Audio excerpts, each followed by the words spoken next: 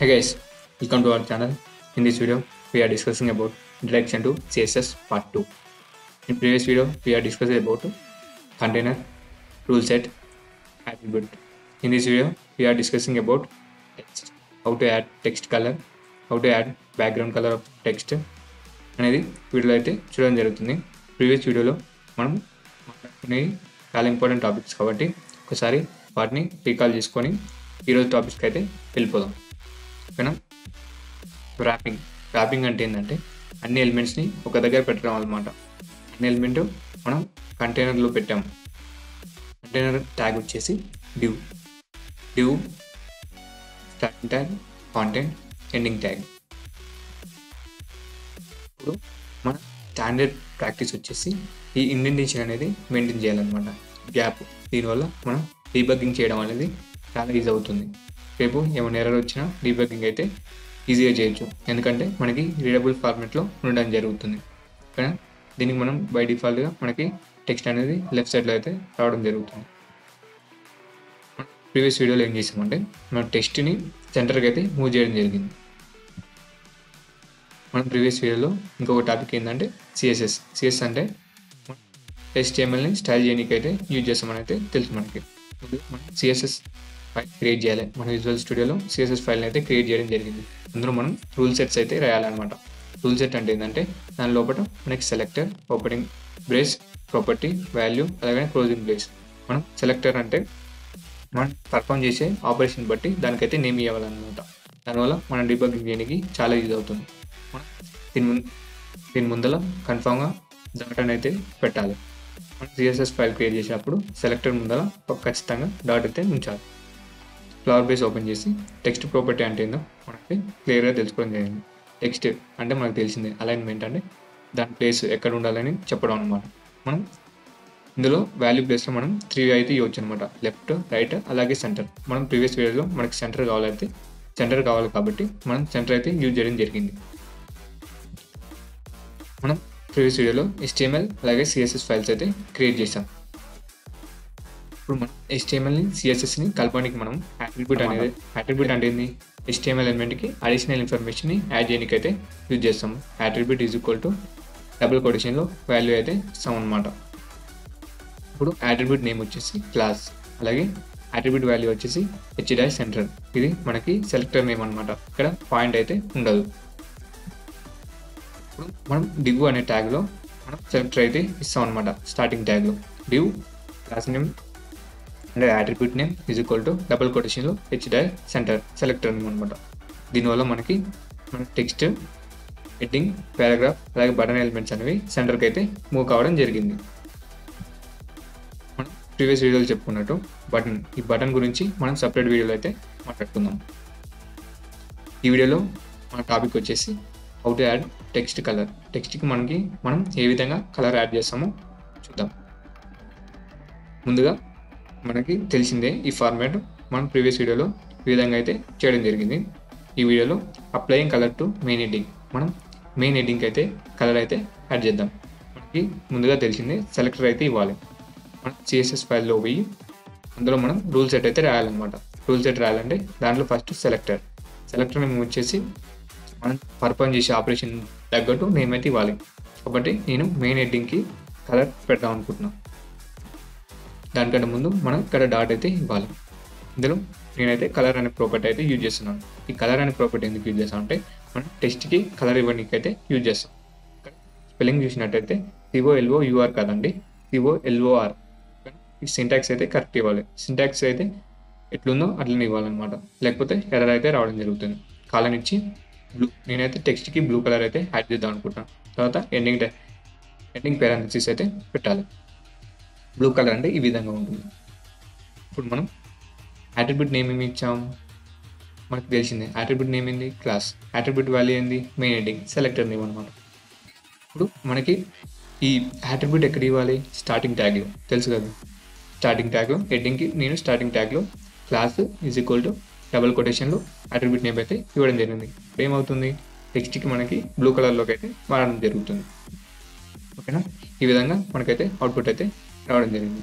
ఇప్పుడు మనం ఒకసారి మన విజువల్ స్టూడియో ఓపెన్ చేసి ఒకసారి మనం ఇప్పటివరకు చూసిన దానిలో రన్ చేసి చూద్దాం. ప్రీవియస్ వీడియోలో ఈ విధంగా అయితే మనకైతే అవుట్పుట్ అయితే రావడం జరిగింది అనమాట. దీన్ని తీసేసి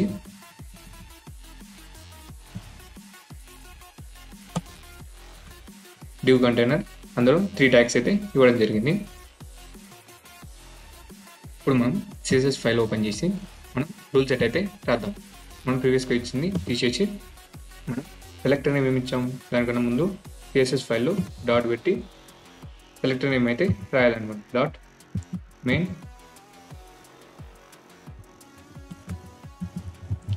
హెడ్డింగ్ బ్రాకెట్స్ ఓపెన్ చేసి కర్లీ బ్రేసెస్ ఓపెన్ చేసి మనం టెక్స్ట్ కలర్ యాడ్ చేద్దాం ఉన్నాం కాబట్టి టెక్స్ట్ కలర్ యాడ్ చేయాలంటే కలర్ ప్రాపర్టీ అయితే యూజ్ చేయాలి. కాలన్ ఇప్పుడు మనం బ్లూ కలర్ పెడదాం అనుకున్నాం. Blue semicolon. ఇప్పుడు మనం ఈ యాట్రిబ్యూట్ని ఎక్కడ యాడ్ చేయాలి? స్టార్టింగ్ ట్యాగ్లో.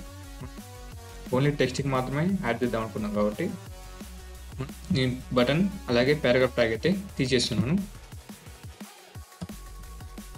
హెడ్డింగ్ ఒకటే ఇచ్చాను. ఇప్పుడు యాట్రిబ్యూట్ ఎక్కడ ఇవ్వాలి? స్టార్టింగ్ ట్యాగ్లో.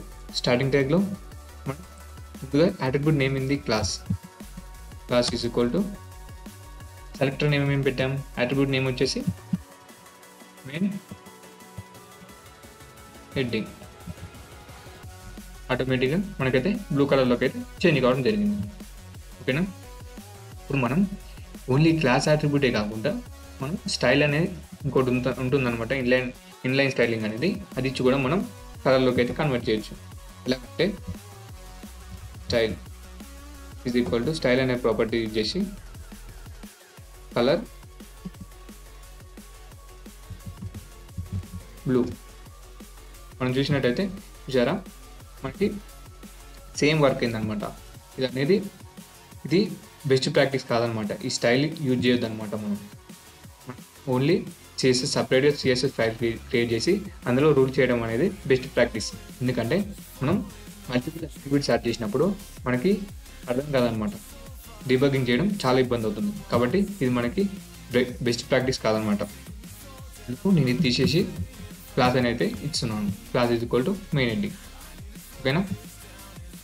ఇప్పుడు మనం టెక్స్ట్కి అయితే కలర్ యాడ్ చేయడం జరిగింది. దీని తర్వాత స్టైల్ అయితే చూసాం కదా. Inline style is equal to double కొటేషన్లో కలర్ బ్లూ అనేది ఇచ్చాము. ఇది అనేది మనకి బెస్ట్ ప్రాక్టీస్ కాదనమాట. ఓకేనా? ఇదైతే యూజ్ చేయకండి. పారాగ్రాఫ్కి కలర్ అయితే యాడ్ చేద్దాం కాబట్టి దానికి ఒక సెలెక్టర్ అయితే ఇద్దాం. సెలెక్టర్ నేమ్ ఏంది తెలుసు కదా.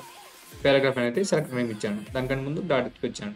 దాని తర్వాత కరెన్సీస్ ఓపెన్ చేసి కలర్ ప్రాపర్టీ యూజ్ చేసి దానికి నేను గ్రే అనే కలర్ అయితే ఇస్తున్నాను. పారాగ్రాఫ్కి నేను ఈ విధంగా గ్రే కలర్ అయితే ఇవ్వడం జరుగుతుంది. ఓకేనా? ఇది కూడా మనం ఒకసారి ఇచ్చేసి చూద్దాం. పారాగ్రాఫ్ ఒకటి మాత్రమే ఉంచుతున్నాను. ఓకేనా? ఇప్పుడు మనం సెలెక్టర్ నేమ్ ఏం పెట్టాలి? Dot paragraph parenthesis open close. ఇక్కడ మనం ఏ ప్రాపర్టీ వాడాలి? కలర్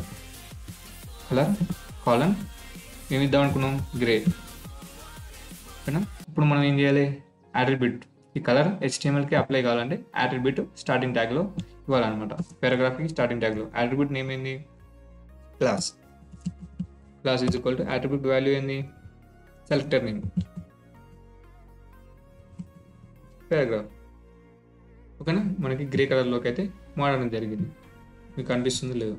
ఓకేనా? గ్రే కలర్లోకి అయితే మారడం జరిగింది. దీని తర్వాత మనం యాట్రిబ్యూట్ నేమ్ ఏమి ఇచ్చాము? క్లాసు పారాగ్రాఫ్ నాకు తెలిసింది. మనం స్టార్టింగ్ ట్యాగ్లో అయితే ఇచ్చాము. మనకి ఏ విధంగా అవుట్పుట్ వచ్చింది? ఈ విధంగా అయితే అవుట్పుట్ అయితే రావడం జరిగింది. మనం ఈ బటన్ గురించి అయితే మనం నెక్స్ట్ వీడియోస్లో అయితే చూస్తాము డీటెయిల్గా. ఇప్పుడు లెట్స్ యాడ్ బ్యాక్గ్రౌండ్ కలర్ ఏ విధంగా యాడ్ చేయాలో చూద్దాం. దీని కూడా సేమ్ ప్రాసెస్. ఒక సెలెక్టర్ క్రియేట్ చేసి ఓపెన్ కర్లీ బ్రేస్ ఓపెన్ చేసి ఇక్కడ ట్యాగ్ నేమ్ వచ్చేసి ప్రాపర్టీ నేమ్ వచ్చేసి బ్యాక్గ్రౌండ్ కలర్. ఓకేనా? టెక్స్ట్కి ఏమో ఓన్లీ కలర్, బ్యాక్గ్రౌండ్ కాబట్టి బ్యాక్గ్రౌండ్ కలర్. ఈ సింటాక్స్ అనేది కరెక్ట్ ఇవ్వాలి. మనం ఈ స్పెల్లింగ్ సేమ్ ఇస్తేనే మనకైతే అవుట్పుట్ కరెక్ట్గా అయితే రావడం జరుగుతుంది. కాలం లైట్ బ్లూ నేను బ్యాక్గ్రౌండ్ కలర్ ఏది ఇద్దాం అనుకుంటున్నా, లైట్ బ్లూ అయితే ఇద్దాం అనుకుంటున్నాను. ఇప్పుడు మనం ఏం చేయాలి, సేమ్ సిఎస్ఎస్లో ఇప్పుడైతే రూల్ సెట్ రాసాం కదా, సేమ్ యాట్రిబ్యూట్ తెచ్చి యాట్రిబ్యూట్ వాల్యూ అయితే ఇవ్వాలన్నమాట. Card attribute name class is equal to దాని ఒక వాల్యూ వచ్చేసి కార్డ్, డబుల్ కొటేషన్లో కార్డ్ అనేది ఇవ్వాలి. అలా ఇచ్చినప్పుడు ఈ ఎలిమెంట్స్ అన్నిటికీ బ్యాక్గ్రౌండ్ కలర్ వచ్చేసి బ్లూ అయితే, లైట్ బ్లూ అయితే రావడం జరుగుతుంది. ఏ విధంగా అంటే ఈ విధంగా అయితే అవుట్పుట్ అయితే రావడం జరుగుతుంది. సరే మనం విజువల్ స్టూడియోలో రన్ చేసి చూద్దాం. నేను హెడ్డింగ్ పారాగ్రాఫ్ అన్నీ అయితే యాడ్ చేస్తున్నాను. ఓకేనా, హెడ్డింగ్ పారాగ్రాఫ్ అన్నీ అయితే ఇచ్చాను. ఇప్పుడు నేను రూల్ సెట్కి అయితే క్రియేట్ చేస్తున్నాను. సిఎస్ఎస్ ఫైల్లో రూల్ సెట్ అయితే క్రియేట్ చేస్తున్నాను. నాకు తెలుసు కదా, రూల్ సెట్ క్రియేట్ చేయాలంటే ముందు డాట్ పెట్టి రూల్ సెట్ పేరు ఏమైనా ఇస్తున్నావు, కార్డ్ పారాంథసిస్ ఓపెన్ క్లోజ్. నేను బ్యాక్గ్రౌండ్ కలర్ ఇస్తున్నాను. బ్యాక్గ్రౌండ్ కలర్ ప్రాపర్టీ నేమ్ ఏంది, బ్యాక్గ్రౌండ్ కలర్. మనకి విజువల్ స్టూడియోలో ఆల్రెడీ చూపిస్తుంది కొన్ని లెటర్స్ చేయగానే. ఇప్పుడు మనం లైట్ బ్లూ అయితే ఇద్దాం.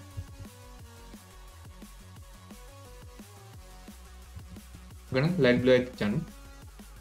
ఇప్పుడు నేను ఈ ప్రాపర్టీ అనేది మనకి HTML అప్లై చేయాలంటే మనకి డివ్ ట్యాగ్లో అన్నిటికీ అప్లై చేస్తున్నాను. నేను ఓన్లీ పర్టికులర్ ఎలిమెంట్కి చేయట్లేదు, నేను అన్నిటికీ చేస్తున్నాను కాబట్టి డివ్ కంటైనర్లో చేస్తున్నాను అనమాట. పేరెంట్ ఎలిమెంట్కి చేస్తున్నాను. ఇప్పుడు అట్రిబ్యూట్ నేమ్ వచ్చింది, class is equal to attribute value. Sir మనకి బ్లూ కలర్లో అయితే రావడం జరిగింది.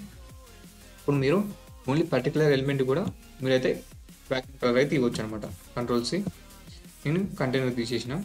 ఇప్పుడు నేను ఓన్లీ హెడ్డింగ్కే ఇద్దాం అనుకున్నాను అనుకోండి. హెడ్డింగ్ ఒకదానికి స్టార్టింగ్ ట్యాగ్లో ఈ అట్రిబ్యూట్ అయితే ఇచ్చాను, చూసారా, దీనికి మాత్రమే రావడం జరిగింది. ఈ విధంగా మీరైతే ఇండివిజువల్గానే ఇవ్వచ్చు, కంటైనర్ యూజ్ చేసుకొని అన్ని ఎలిమెంట్స్కి అయితే ఇవ్వచ్చు అనమాట. మనం ఈ వీడియోలో ఏమేమి మాట్లాడుకున్నాం అంటే సిఎస్ఎస్ ప్రాపర్టీస్, అందులో టెక్స్ట్కి ఏ విధంగా కలర్ యాడ్ చేయాలంటే కలర్ అనే ప్రాపర్టీ యూజ్ చేసుకుని అయితే మనమైతే కలర్ అయితే యాడ్ చేసాం. బ్యాక్గ్రౌండ్ కలర్ ఎలా యాడ్ చేసాం, బ్యాక్గ్రౌండ్ డాష్ కలర్ అనే ప్రాపర్టీ యూజ్ చేసి బ్యాక్గ్రౌండ్కి అయితే కలర్ అయితే యాడ్ చేయడం జరిగింది. మనం నెక్స్ట్ సెక్షన్లో ఏం చూస్తామంటే ఇవన్నీ మనం ప్రీవియస్ వీడియోలో చేసినవన్నీ నెక్స్ట్ సెక్షన్లో అయితే చేయడం జరుగుతుంది. టెక్స్ట్ని సెంటర్ చేసి టెక్స్ట్కి కలర్ ఇచ్చి ఆ బ్యాక్గ్రౌండ్ కలర్ అయితే ఇవ్వడం జరుగుతుంది. Okay, thank you. మళ్ళీ నెక్స్ట్ వీడియోలో అయితే కలుసుకుందాం. ఇంతవరకు చూసినందుకు థ్యాంక్ యూ. మీకు నచ్చినట్టయితే తప్పకుండా లైక్ చేసి సబ్స్క్రైబ్ అయితే చేసుకొని పక్కన ఉన్న బెల్ ఐకాన్ ఆన్ చేయడం మర్చిపోకండి.